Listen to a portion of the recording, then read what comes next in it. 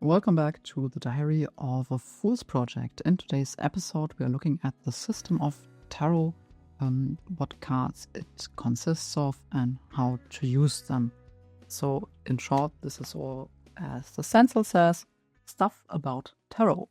So, here we go. The system of tarot.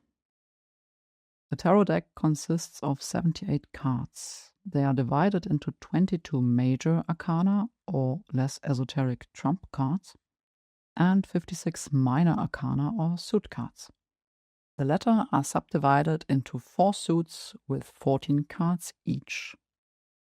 The 4 suits, wands, cups, swords, and pentacles or discs, are the same as clubs, hearts, spades, and diamonds in the French deck of ordinary playing cards. The order of the 14 cards is also almost identical. They are numbered from 1, ace, to 10, followed by the 4 court cards, page, knight, queen, and king, which, depending on the deck, may have sometimes different names and genders.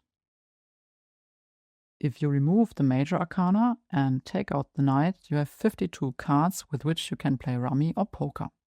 If you then set aside all the cards from 2 to 6, you have a skat deck with 32 cards. The numbered cards of the minor arcana reflect everyday life themes and situations. The court cards are considered more difficult to interpret. They can represent people, but they can also personify something or show corresponding aspects within the self. More on that later. If you follow the card sequence from ace to 10, a development emerges for each suit. The ace is the beginning, the 2 a duality, the 3 a first step, the 4 stability, in the 5 a conflict emerges, in the 6 it is partially resolved, the 7 is almost a happy ending, in the 8 a plateau is reached or something significant changes again, the 9 is a climax, and the 10 finally the conclusion. Very, very roughly. Certainly not every book and guru share this view. I have read it in various forms in various places over the years and find it mostly consistent. Footnote: I really thought so at the time. The suits are, of course, more than just suits. Each is assigned to an element, just like the zodiac signs, and represents a specific area of life or quality. The wands, fire, represent will, creativity, energy. The cups, water, deal with the emotional world, the unconscious, and, of course, all things romantic. Swords, air, are associated with the mind, thinking, the rational, and the pentacles or coins, earth, deal with the material, which includes both the body with all health issues and finances. One can, of course, read even more into it. The major arcana, arcanum, by the way, means mystery, address major life themes, fate, the path of life. They are numbered from 0 to 21 in Roman numbers, ciphers, digits, and tell more or less a story. The 0 is the fool who steps out into the world freely and naively. Another beginning. The 1 is the magician, the master of all 4 elements or suits. Then follows the high priestess, number 2, who is associated with intuition, among other things. 3 and 4 are the empress and the emperor, often viewed as the mother and father of the fool. The 5 is the hierophant, who represents institutions, church, school, education, for example. The 6 are the lovers, duality. The 7 is the chariot, now things are picking up speed. Then comes strength, with the 8, which you need for this endeavor. 9, the hermit, signals retreat and introspection. With 10 follows the wheel of fortune and the first cycle ends. With 11, justice, a new cycle begins. 12, the hanged man, shows stagnation or change in perspective. Death, with the overused number 13, brings change and something new.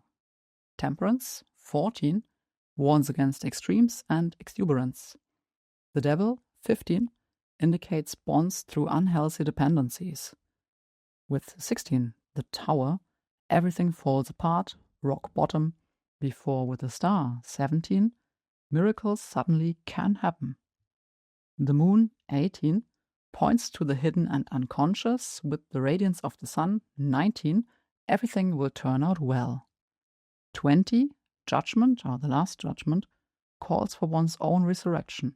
With the world, 21, everything is victoriously in balance. All's well that ends well.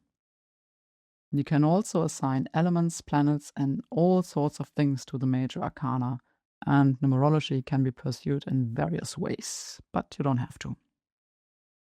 Well, and at some point I just had the desire to make something cool and coherent out of this system. That's how the idea came about, to design a card deck for the creative thesis that uses the structure of tarot and implements the basic idea of this activity book for more creativity. Only better than a book ever could, and without mysticism or fortune telling. Tarot 101. Footnote. All this at the beginning are just random pieces of wisdom compiled from memory, nothing quoted, only my personal understanding at that time. Besides scarred and rummy evenings, tarot cards can be used primarily for various readings. The simplest is drawing a single card, either as an inspiring card for the day or as an answer to a question. For example, what should I focus on today? You get the Fool and can start your day happily and naively. If you like it more complex, you can draw several cards for a predefined spread. There are some very well-known spreads, and in every tarot book I've ever opened, the authors have come up with additional spreads of their own. But you can also just ask a question, draw 3 or 4 cards, and interpret them in context. Tarot is not rocket science. Normally, cards are drawn face down, so you see the back of the card and draw randomly. Preferably, of course, by holding the cards with your right hand near your heart and selecting with your left. Intuition, the universe, and a pinch of magic then bring forth the answer. Or not. I've drawn a lot of cards, often they made sense and sometimes not. Much more important than right or left or magical rituals seems to me the personal interpretation and resonance. If I have a romantic issue, the handsome Page of Cups will naturally appeal to me, and I understand what the cards want to tell me. With other cards, it would be less clear. I would have to think further outside the box, use my imagination, allow ideas, be creative. Tarot cards, in my personal opinion, don't give answers. They only provide impulses, prompts for reflection, for contemplation. And that's enough, because as we all know, sometimes it only takes the right impulse at the right time to break up a long-held knot. The impulse can be found in conversations as well as in reading a good book or watching the Tatort on Sunday evening. Tatort is a pretty down-to-earth crime series in the German television. The cards are, in my opinion, a fantastic medium to approach this process more consciously. For the sake of completeness, it should also be mentioned that tarot cards can be read right side up and upside down. Some do it, some don't. I don't. If you draw or lay a card here and it appears upside down, so that the bottom is up and the sky is down, it is also interpreted in the opposite way. The Fool upside down could then mean that the situation requires more seriousness and maturity. This seems quite complicated to me, and even more complicated in the context of several cards in a layout with fixed meanings. And for me, each card carries its opposite anyway. That's why I, like many others, have always interpreted the cards only right side up. From this, however, an interesting detail emerges for the design. In order to have the possibility of using cards right side up and upside down, the backs of the cards don't just have to be identical, otherwise you can't draw randomly face down. They should also be symmetrical.